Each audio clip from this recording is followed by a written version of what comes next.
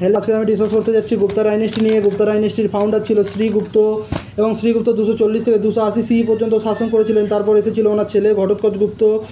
শ্রীগুপ্ত আর ঘটোৎকচ গুপ্ত দুজনেই মহারাজা উপাধি নিয়েছিলেন। তারপরে এসেছিল চন্দ্রগুপ্ত ফার্স্ট, তিনি মহারাজা ধীরাজ উপাধি নিয়েছিলেন এবং কুমারদেবীকে বিয়ে করেছিলেন।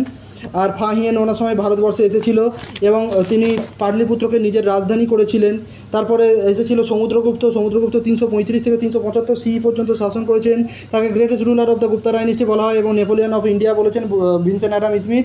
প্রয়াগ প্রশস্তি থেকে ওনার ব্যাপারে আমরা জানতে পারি। তারপরে আসে চন্দ্রগুপ্ত দ্বিতীয় এবং তিনি 376 থেকে 415 সি পর্যন্ত শাসন করেছিলেন। ওনার সময় নবরত্ন ছিল এবং সিলভার কয়েন প্রচলিত করেছিলেন এবং দুজন প্রিন্সেসকে বিয়ে করেছিলেন, নাগাস রাজ্যের কুমারনাগা এবং ভাঙ্গাদাস রাজ্যের প্রিন্সেসকে। এবং তারপরে এসেছিল কুমারগুপ্ত। কুমারগুপ্ত শক্রাদিত্য উপাধি নিয়েছিলেন এবং নালন্দা ইউনিভার্সিটি প্রতিষ্ঠা করেছিলেন। তিনি 415 থেকে 455 সি পর্যন্ত শাসন করেছিলেন এবং হুন আক্রমণ হয়েছিল ওনার সময়।